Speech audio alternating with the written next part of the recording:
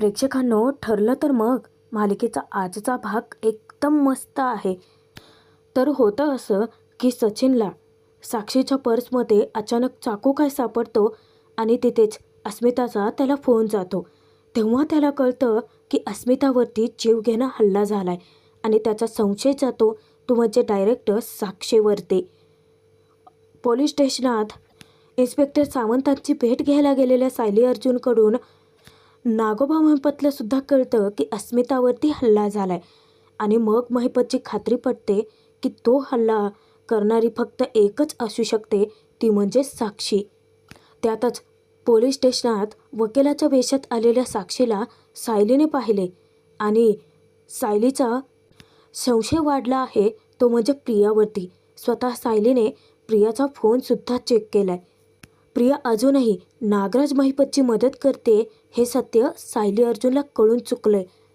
त्यातच महिपत आता जेलमधून बाहेर पडायची स्वप्न बघतोय आणि सायली अर्जुनची ॲनिव्हर्सरी धूमधडाक्यात दणक्यात साजरी झाली आहे. बघूयात मग इतके छान ट्विस्ट, इतक्या साऱ्या घटना नक्की घडतायत तरी कशा.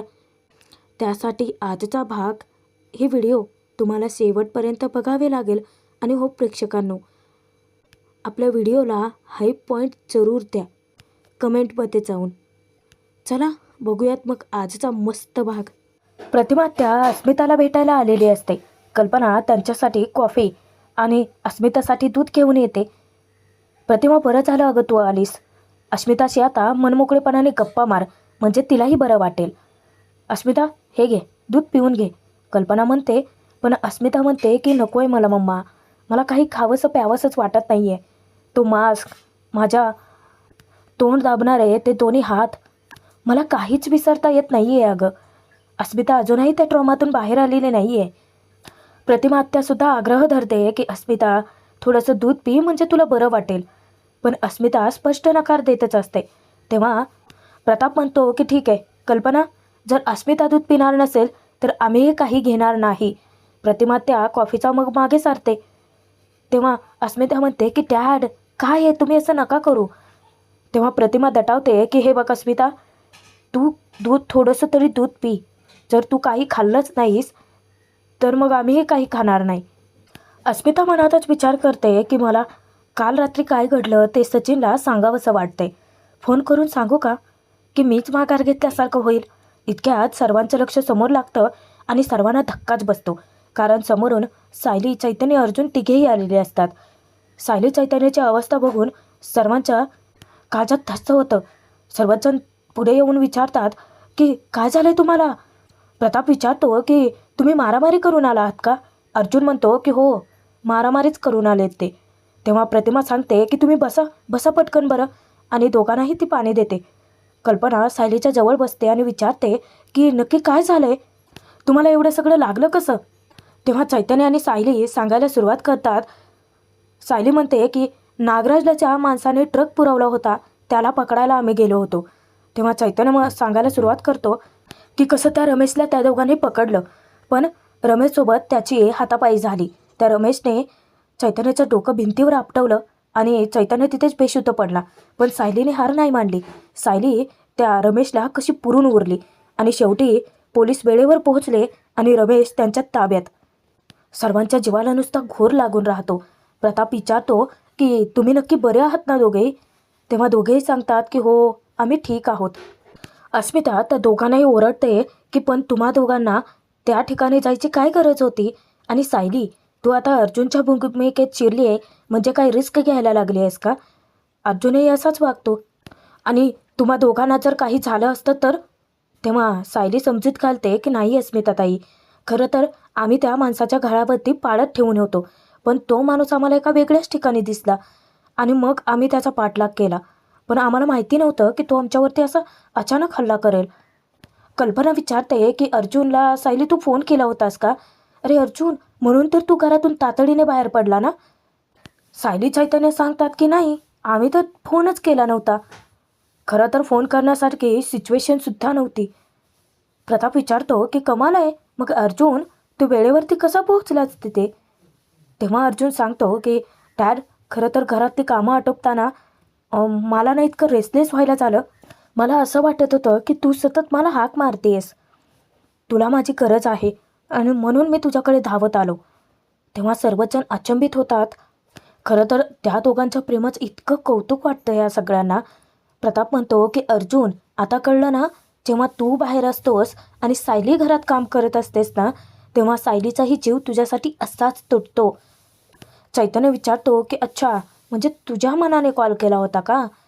प्रतिमा आत्या प्रार्थना करते की तुमच्या दोघांच्या प्रेमाला कोणाचीही नजर नको लागायला. तेव्हा चैतन्य म्हणतो की नाहीच लागणार आहे आत्या, कारण अर्जुनने आज सायली वहिनीला प्रॉमिस केले की तिच्यावरचा वार आधी तो झेलेल. इकडे प्रिया धावतच आलेली असते आणि धावता धावता ती थांबते. इतका दम लागलेला असतो तिला. त्यानंतर ती पटकन नागराजला कॉल करते. नागराज पटकन आपल्या शर्टची कॉलर वर करतो आणि फोन घेतो. सारखं सारखं फोन करायला हे काय खेळणं वाटलं का तुला? तेव्हा प्रिया म्हणते की तुम्हाला सतत फोन करायला हौस नाही आहे. त्या सायली आणि चैतन्याने त्या रमेशला पकडलं. तेव्हा इतकी मोठी बातमी ऐकून नागराजला धक्का तर बसतोच. तो धक्क्याने उठून विचारतो की काय? महिपतला तो सांगतो की पोलिसांनी त्या रमेशला पकडलं. प्रिया नक्की काय काय घडलं होतं ते सगळं सांगते. कसं तिने रिक्षातून सायली चैतन्याचा पाठलाग केला. ती त्या लोकेशनवरती पोहोचली सुद्धा, पण ऐनवेळी पोलीस तिथे आले आणि मग काय, सगळं गोष्टी प्रियाच्या हातून निसटल्याच. प्रिया काहीच करू शकली नाही. नागराज म्हणतो की आता रमेशला पकडलंय खरं, त्याने तोंड उघडलं ना तर मी मेलो. तेव्हा महिपत म्हणतो की तू काय एकटा मारणार आहेस का? मी पण मरेन ना त्यात.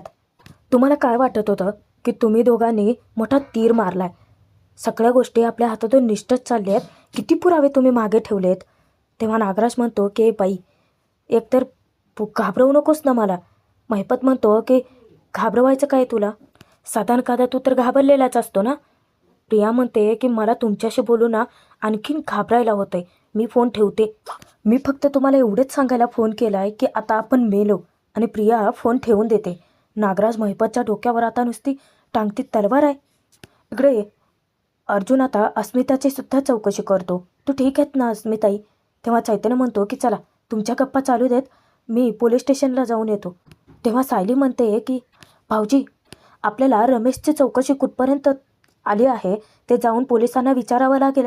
आणि शिवाय अस्मिताताईंवरती जीवघेणा हल्ला झालाय, त्याच्या विरुद्ध तक्रार आम्ही केलीच आहे, पण त्याचीही चौकशी कुठपर्यंत आले तेही बघावंच लागेल ना. कल्पना विचारते की अरे आत्ता तर आलात ना तुम्ही, आता लगेच कसे निघालात?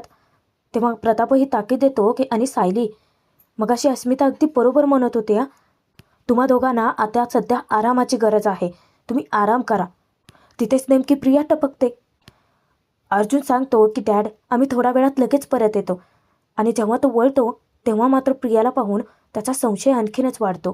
जेव्हा जेव्हा आम्ही ॲक्सिडेंटबद्दल बोलत असतो तेव्हा तेव्हा प्रत्येक वेळी तन्वी गायब असते. हा निव्वळ योगायोग असू शकत नाही. प्रिया मुद्दामच त्या दोघांनी पोलीस स्टेशनात जाऊ नये म्हणूनच टोमणे मारायला सुरुवात करते.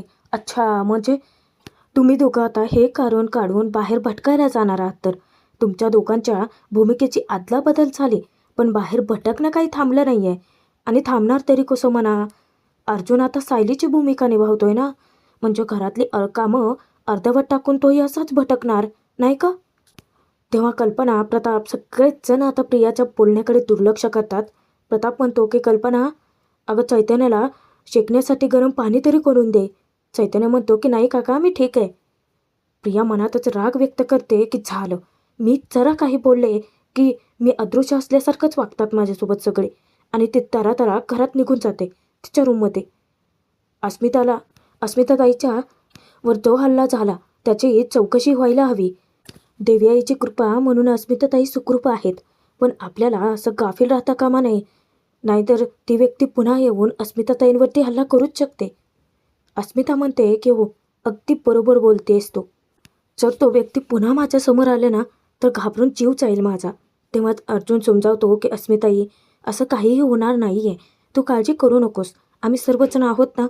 तेव्हा तो सांगतो की ठीक आहे मम्मा डॅड, आम्ही जाऊन येतो पोलीस स्टेशनला. तेव्हा सायली म्हणते की आई बाबा, मीही यांच्यासोबत पोलीस स्टेशनला जाते आणि तिथून तशीच ऑफिसला जाते. चैतन्य भाऊजी चला, आपली भरपूर कामं करायची बाकी आहेत. तेव्हा अर्जुन म्हणतो की हे कधी ठरलं? नाही म्हणजे ऑफिसला जायचं कधी ठरलं? आपण पोलीस स्टेशनमधून डायरेक्ट घरी येणार आहोत. ऑफिसला जायचं नाही आहेस तू. तेव्हा सायली एखाद्या लहान मुलांसारखं हट्ट धरते. असं असं काय करताय तुम्ही? अहो मला आत्ता कुठे ऑफिसातली कामं कळायला लागली आहेत आणि तुम्ही मला जाऊच देत नाही. तेव्हा अर्जुन म्हणतो की हो, तूही माझ्यासोबत कशी वागतेस आठवून बघ जरा. असं काहीसं माझ्यासोबत घडलं असतं, तू जाऊ दिलं असतंस का बाहेर मला? मागच्या वेळेस तू काय केलं तर आठव. 2 दिवस तू मला घरात बसवून ठेवलं होतंस. तेव्हा माझी कामं राहिली नव्हती. आता चैतन्य उठतो आणि अर्जुनच्या टीममध्ये जातो. नाही हा वहिनी, हे अगदी बरोबर आहे. या बाबतीत मात्र मी अर्जुनच्या बाजूने हा. तेव्हा कल्पना म्हणते की बरं बरं, अर्जुन जसं म्हणतोय तसंच होणार. तेव्हा अर्जुन चैतन्याच्या पाठीत धपाटा घालत म्हणतो की एक गोष्ट मात्र बरी झाली हा मम्मा. नाही म्हणजे मी सायलीच्या भूमिकेत आहे म्हणून हा माझ्या टीममध्ये तरी आलाय. तेव्हा सगळेजण हसायला लागतात. पण आता मोठा ट्विस्ट येण्याची वेळ झाली. कारण इकडे सचिन जेव्हा घराबाहेर पडत असतो तेव्हा त्याचं लक्ष जातं साक्षीच्या पॅकेटकडे, सॉरी पर्सकडे. आणि तेव्हाच तो पैसे चोरण्याच्या नादाने जेव्हा ते पॉकेट उचकतो तर त्यात त्याला भलतीच गोष्ट सापडते, सुरा. आता तो हातामध्ये घेत सचिन विचार करतो की सॅमने पॉकेटमध्ये चाकू का ठेवला असेल. इकडे प्रतिमा अस्मिताला तिच्या रूममध्ये आणून सोडते आणि तिची समजूत घालते की हे बघ, आता शांतपणे आराम कर आणि जास्तीचा विचार करू बसत नकोस, कारण बाळासाठी हे चांगलं नाही आहे. आणि ती निघून जाते. अस्मिता सचिनला कॉल करते. अस्मिताचा फोन आल्याचा पाहून सचिन इतका खुश होतो. तो म्हणतो की अस्मी, माझा तर विश्वासच बसत नाही आहे, तू मला फोन केलास. तेव्हा अस्मिता म्हणते की ऐकून घे, इथे खूप काही हॉरिबल घडलंय म्हणून मी तुला फोन केला. तेव्हा सचिन घाबरतो आणि विचारतो की काय झालं अस्मी, तू रडतेस का? तेव्हा अस्मिता अचानक रडायला लागते. नक्की काय घडलं होतं ते सगळे सांगते की एक बाई आली होती आणि तिने माझ्यावरती हल्ला केला. सचिनच्या पायाखालची जमीनच हादरते. तो विचारतो की काय? तेव्हा अस्मिता घडला प्रसंग सांगते की ती बाई रूममध्ये शिरली. तिने आधी उशीने तिचा तोंड दाबण्याचा प्रयत्न केला, तिला मारण्याचा प्रयत्न केला. अस्मिता हे सगळं रडतच सांगत असते. आता हे ऐकूनच सचिनच्या काळजाचा ठोका चुकतो. तो विचारतो की अस्मी, तू ठीक तर आहेस ना? तुला काही झालं तर नाही आहे ना? तेव्हा अस्मिता म्हणते की नाही. अचानक सायली आली आणि सायलीने तिला पकडलं होतं. तेव्हा कळालं की ती बाई होती म्हणून. हे बघ, माझ्या मनातली भीती दूर होत नव्हती ना, म्हणून मी तुला फोन केला आहे, बस एवढंच. तेव्हा सचिन म्हणतो की ठीक आहे अस्मी, मी फोन ठेवतो, पण तू स्वतःची काळजी घे अस्मी. जेव्हा सचिन फोन ठेवतो तेव्हा त्याचं लक्ष जातं सूर्याकडे आणि मग सचिनला कळून चुकतं. त्याचा संशय बळावतो की अस्मितावर हल्ला करणारी साक्षी तर नसेल ना. इकडे सायली अर्जुन पोलीस स्टेशनात इन्स्पेक्टर सावंतांना भेटतात. अर्जुन विचारतो की त्या रमेशने काही सांगितलं, काही बोलला का तो तुम्हाला? इन्स्पेक्टर सावंत सांगतात की नाही, 22 वर्षापूर्वीचं तर तो काहीच बोलत नाही आहे, पण बोलेल. अशा लोकांना बोलतं कसं करायचं आम्हाला चांगलंच माहिती. सायली म्हणते की परंतु तो बोलला तर आमची केस नागराजच्या विरोधातली भक्कम होऊ शकेल. त्यांचं बोलणं नागराज गुपचूप ऐकत असतो. आता तो जेलला कान लावून काय ऐकतोय म्हणून. महिपत त्याला विचारतो की काय रे नाग्या, एवढं काय भिंतीला कान लावून ऐकतोयस रे? तुझी तर चांगली आधीच मुंगी वाजली, आता पोलिसांचं ऐकून तुला काय फायदा आहे? तेव्हा तो म्हणतो की सायली सायली सायली इथे आली आहे, तिचं बोलणं माझ्या कानावर पडते, आवाज ऐकू आला. सोबत तो अर्जुन सुभेदारसुद्धा आहे. तेव्हा महिपत विचारतो की काय, ते सुभेदार लैला मजनू इथे काय करतायत? आता नागोबाच्या हाताखालचा हवालदार बनसोडे त्याला तो बोलावून घेतो आणि त्याला सांगतो की बाहेर ते सायली अर्जुन आलेत. ते नक्की पोलिसांसोबत काय बोलतायत ते ऐकायचं आणि मला येऊन सांगायचं. चल जा. बनसोडे पण लगेचच पळतो तिकडे. सायली इन्स्पेक्टरांना रिक्वेस्ट करते की काल रात्री आमच्या घरी जे काही घडलं त्या संदर्भातही आम्हाला तुमच्याशी बोलायचं होतं. तेव्हा सावंत म्हणतात की हो, त्याची चौकशी करूयाच आहे आपण. आणि तो संतोषला बोलावून घेतो हवालदारला. त्यानंतर सायली अर्जुनकडून घडल्या सगळ्या प्रकाराचा डिटेल्स घेतो. सायली नक्की काय काय घडलं होतं त्यावेळी, अस्मितावर कसा हल्ला झाला, त्या बाईला पकडण्याचा त्या दोघांनी कसा प्रयत्न केला, ते सगळं डिटेल्स जे आहेत त्या संतोष हवालदाराला देतात. इन्स्पेक्टर सावंत विचारतात की अस्मिता मॅडमचं कोणाशी वैर वगैरे. तेव्हा सायली सांगते की नाही. आणि इन्स्पेक्टर साहेब, तो काही पुरुष नव्हता, ती बाई होती. जेव्हा मी त्या बाईला पकडलं ना तेव्हा त्या स्पर्शामुळे मला कळालं की ती बाई आहे ते. अर्जुन सांगतो की मागच्या वेळेस आमच्या घरावर जेव्हा दगडफेक झाली होती ना तेव्हाच मी CCTV बसवला होता. खरं तर ते फुटेज अजून पाहिलं नाही आहे. आपण बघूयात आता.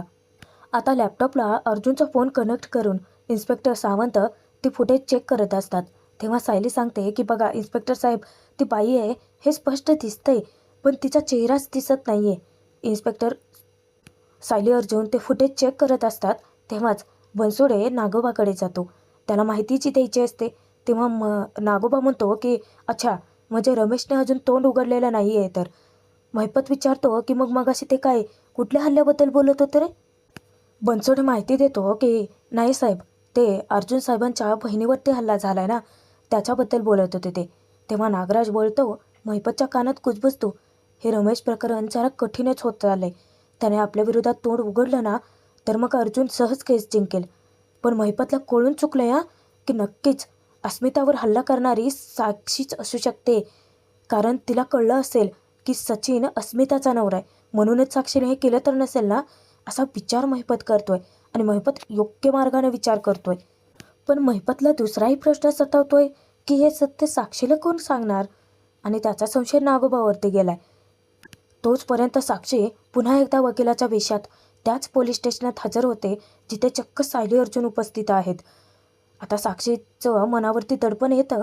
ती पहिल्यांदा विचार करते की काय करू, भेटू का की जाऊ इथूनच परत? पुन्हा तिचं मन तिला वळवतं की नाही, आता आलोच आहोत ना तर हे धाडस करायचं, अण्णांना भेटायचंच. तेव्हा ती हवालदाराला सांगते की महिपत शिकरेंना भेटायचं आहे.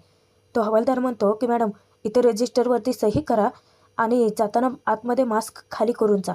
तेव्हा साक्षी कारण सांगते की नाही, मी मास्क नाही काढू शकत.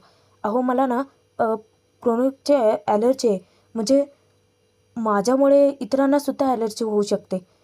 तेव्हा तो सांगतो की नाही मॅडम, इथला नियम आहे, तुम्हाला मास्क खाली करूनच जावं लागेल. आता साक्षीकडे दुसरा पर्याय नसतो, म्हणून ती तोंडावरचा मास्क काढते आणि त्या रजिस्टरवरती सही करते. आता साक्षी जेव्हा वळते तेव्हाच नेमकं समोरून सायली अर्जुन येतात. आता पटकन तिने तोंडाला मास्क लावलेला असतो. ते घारे डोळे ते पाहूनच सायलीला पुन्हा संशय येतो. साक्षी तर आता खोकण्याचं नाटक करते आणि त्यांच्याकडे पाठ फिरवून निघून जाते. तेव्हा सायली मनातच विचार करते की मला सतत का जाणवते की ते डोळे साक्षीचेच होते. ते मला प्रत्येक ठिकाणी असं का वाटत असेल? तिचं मन तिला प्रश्न विचारत असतं. तेव्हाच अर्जुन तिला भानावर आणतो आणि विचारतो की काय, कुठे हरवलीस? तेव्हा सायली म्हणते की काही नाही हो, वकिलाची कामं करता करता मी पण ना संशयित होत चालले. मला ठिकठिकाणी फक्त गुन्हेगारच दिसत आहेत. तेव्हा अर्जुन विचारतो की अच्छा, म्हणजे तुला हे म्हणायचं आहे का? तू मान्य करतेस तुला माझं काम जमतच नाही? तेव्हा सायली म्हणते की नाही. अर्जुन आता आनंद साजरा करतो की यस. सायली म्हणते की नाही, म्हणजे उगाचच तुम्हाला जे वाटतं ते माझ्या तोंडून वदवून घेऊ नका, चला गुपचूप. नंतर रात्रीच्या वेळी सायली स्टडी रूममध्ये विचार करत हरवलेली असते. इतक्यात अर्जुन येतो आणि म्हणतो की चला मॅडम, माझं सगळं आजचं काम झालं आहे. किचन ओटा आवरला आहे, अस्मिताईसाठी बदामसुद्धा भिजत घातले आहेत, म्हणजे आजचं सगळं काम पूर्ण झाले, चला झोपूयात आपण. पण सायलीचं लक्षच नसतं. अर्जुन विचारतो की अगं, कोणत्या एवढ्या विचारात हरवले असतो? ओ हॅलो मॅडम. तेव्हा कुठे ती भानावर येते. तेव्हा सायली अर्जुनला सांगते की तुम्ही जा पुढे, मी येते थोड्या वेळाने. तेव्हा अर्जुन म्हणतो की नाही नाही नाही नाही नाही, हे नाही आज चालणार. आता तू उशिरापर्यंत जर जागलीस तर तुला ॲसिडिटी होईल. तेव्हा सायली विचारते की तुम्ही किती वेळ जागता, तेव्हा मी काही बोलते का तुम्हाला? अर्जुन म्हणतो की ठीक आहे, मग पहाटेपर्यंत काम करत बस, मला काय करायचं आहे, मी चाललो झोपायला. तेव्हा सायली हाक मारते. अर्जुन म्हणतो की चहा मिळणार नाही. तेव्हा सायली म्हणते की ऐका ना, मी त्याच्यासाठी नाही थांबवत आहे तुम्हाला. खरं तर मी मगाचपासून हा विचार करते की नागराज काकांनी महिपतला रविराज काकांना मारण्यासाठी सुपारी दिली होती. पण नागराज काकाला जर रविराज काकांचा फक्त पैसाच हवा होता तर त्यांना मारण्यासाठी त्यांचे प्रयत्न आजही सुरू राहिले असते. जेव्हा सदा आणि मैना आपल्या घरी आले होते तेव्हा महिपतनेच त्यांना घरी आणलं होतं. पण त्यांचा रविराज काकांच्या पैशांशी काय संबंध आहे? तेव्हा अर्जुन म्हणतो की या सगळ्याचे संबंध तिचाही असेल. तेव्हा अर्जुन सायलीला सांगतो की बघ ना, आपण जेव्हा जेव्हा कामानिमित्त घराबाहेर असतो तेव्हा तेव्हा प्रियासुद्धा घरात नसते. म्हणजे नक्कीच ती नागराज आणि महिपतला जाऊन भेटत असेल. सायली विचारते की काय, म्हणजे तुम्हाला अजूनही वाटतं की प्रियाचा त्यांच्याशी संबंध आहे आणि ती जेलमध्ये त्यांना भेटत असेल? अर्जुन म्हणतो की हो, त्या सगळ्यांवर सायली विचार करत असते. तेव्हा अर्जुन म्हणतो की पण हे सगळं आत्ताच जाणून घेण्यासाठी इतका अट्टहास का? आता मराठी शब्द वापरला म्हणून सायली विचारते की अट्टहास? अर्जुन हसत सांगतो की हो, हा शब्द ना पूर्णा आजीने वापरला होता. तेव्हाच मी माझ्या ब्रेनमध्ये फिट केला होता. बरं चला, सगळे प्रश्न विचारून झाले, जाऊयात ना, झोपूयात ना. तेव्हा सायली म्हणते की तुम्ही जा. हे बघा, मला एक महत्त्वाचं काम आहे. तेव्हा अर्जुन म्हणतो की ठीक आहे, पण जास्त वेळ जागू नकोस. आणि तो झोपायला निघूनही जातो. आता सायलीचं डोकं नुसतं भंडावून गेलेलं असतं. ती विचार करते की प्रियाचा नक्कीच या सगळ्याशी संबंध असेल का? जेव्हा मी झोपायला जाणार होते तेव्हा प्रिया तर हॉलमध्येच होती आणि जाण्यापूर्वी मी आधी नीट चेक केलं होतं की दरवाजा नीट बंद केला आहे की नाही. त्यानंतर जेव्हा अस्मिताताईंवरती हल्ला झाला तेव्हा तो दरवाजा उघडाच होता आणि प्रियाही हॉलमधून गायब होती. म्हणजे प्रियाचा अस्मिताताईंच्या हल्ल्याशी काही संबंध असू शकेल का? आणि ती हल्लेखोर, तो ओळखीचा पण अस्पष्ट चेहरा. सायलीला आता काहीच लक्षात येत नसतं. आता सायली विचार करते की प्रिया खरंच इतक्या खालच्या थराला जाऊन वागू शकते का? नक्कीच ती वागूही शकते. आता सायलीची दोन्ही मनं एकाच वेळी काम करतात. एकीकडे तिला प्रियावरती संशयही असतो आणि दुसरीकडे वाटत असतं की अस्मिताच्या बाबतीत तरी ती नाही असं वागणार. पण आता सायलीची खात्री पटते की प्रिया असले खेळ तर खेळूच शकते. समोरून अचानक प्रिया किचनमध्ये जाताना दिसते. तेव्हा सायली ठरवते की प्रियाचं बोलणं त्या हल्लेखोराशी झालंच असावं. जर तसंच काहीच प्रियाचा संबंध असेल तर प्रियाचा फोन चेक कर. आणि मग सायली प्रियाकडे किचनमध्ये जाऊन विचारते की प्रिया, यावेळी तू इथे काय करतेस? तेव्हा प्रिया म्हणते की तुम्हीच नवीन नियम घालून दिलाय ना की तुमच्या झाल्याशिवाय मी जेवू शकत नाही. मग आता जेवू की उपाशीच राहू? सायली तिला विचारते की मला फक्त इतकंच विचारायचं होतं, अस्मिताताईंवरती हल्ला झाला तेव्हा दरवाजा अचानक उघडा कसा काय होता? आता प्रिया मुद्दाम याचा बाऊ करते. अच्छा, म्हणजे तुला असं म्हणायचं आहे का की तो दरवाजा मी मुद्दाम उघडा ठेवला, की तो हल्लेखोर माझा मित्र आहे? तुला काय गं, तू काहीही आरोप करशील माझ्यावरती. तेव्हा सायली म्हणते की मी आरोप करतच नाही आहे प्रिया. तेव्हा सायली प्रियाला फोन मागते. प्रिया घाबरते. माझा फोन तुला कशाला हवाय? तेव्हा सायली म्हणते की गुपचूप फोन दे प्रिया. हे बघ, जरी आत्ता तुम्हाला फोन नाही दिला, उद्या पोलीस तरी चेक करतीलच, तेव्हा ठरव मग. तेव्हा प्रिया पटकन सायलीला फोन देऊनच टाकते. आता सायली तिला खेकसते की उघडून दे. त्यानंतर प्रिया जेव्हा फोन उघडते, सायली तिच्या हातून हिसकावून फोन घेते. आता तिचा सगळा फोन ती चेक करते, पण त्याच्यात तिला तसं काही सापडतच नाही. ठीक आहे, पण प्रिया असं समजू नकोस की तुझ्यावर कोणाची नजर नाही आहे. माझी नजर आहे तुझ्यावरती. आणि सायली तसं सांगून निघून जाते. आता प्रिया सुटकेचा श्वास सोडते की नशीब, कालच मी डोकं वापरून साक्षीसोबतचं सगळं बोलणं डिलीट करून टाकलं होतं.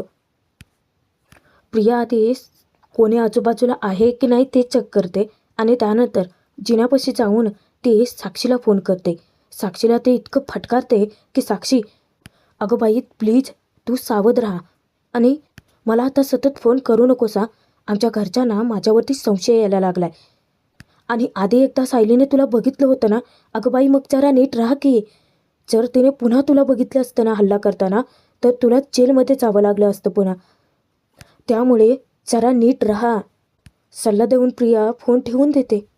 नागोबा जेलमध्ये महिपतला म्हणतो की त्या अर्जुनच्या बहिणीवरती अस्मितावरती कोणीतरी हल्ला केला आहे म्हणे. प्रेग्नेंट बाई ती, तिचं कोणाशी वाकडं असेल.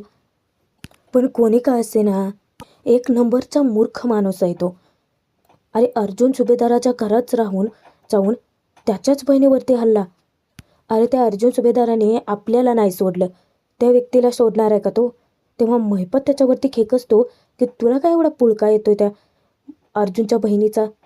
अरे त्याचं तो तू बघेल ना, तुला काय एवढं पडले रे त्याची नाग्या?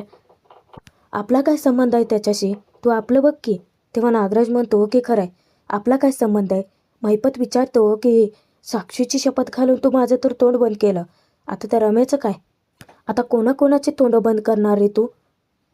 ए नागे, आता टाईम आला ना की तू कायमचा जेलात चढणार आणि मी भुर्र.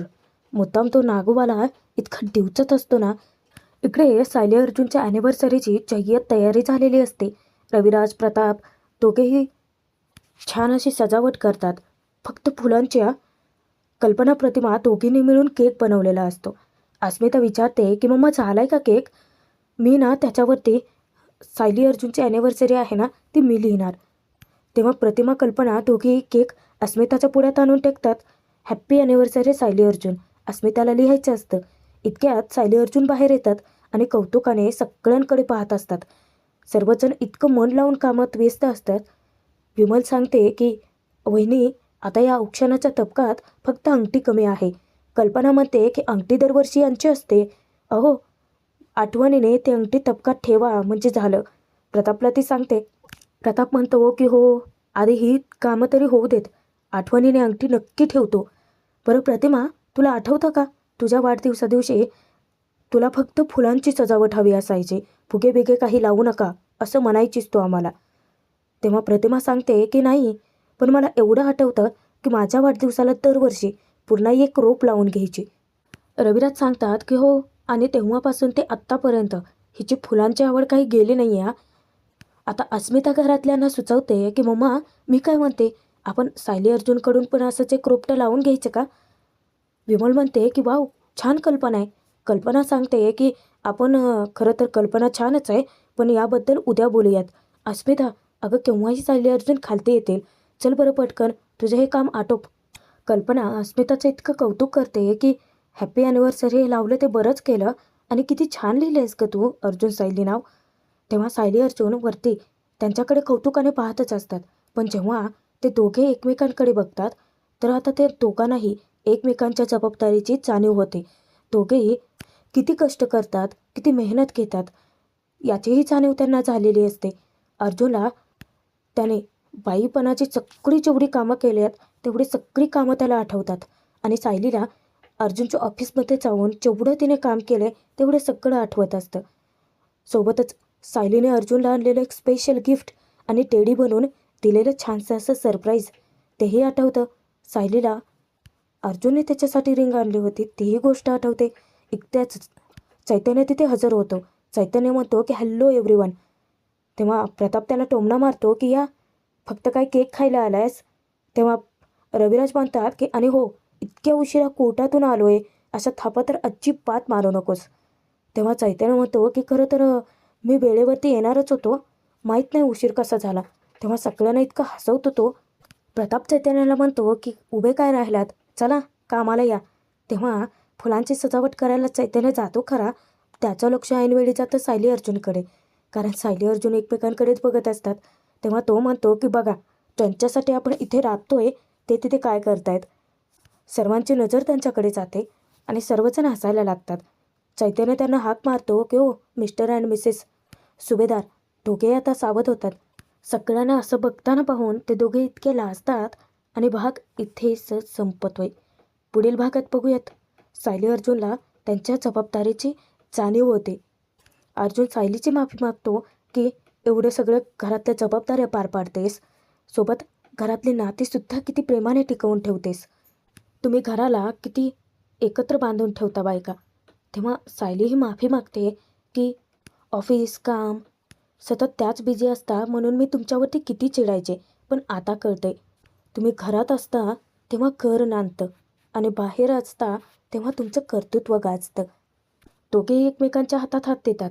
आपापल्या भूमिका त्यांनी निभावलेल्या असतात. अर्जुन म्हणतो की एक बाजू सावरते आणि दुसरी बाजू सांभाळली जाते.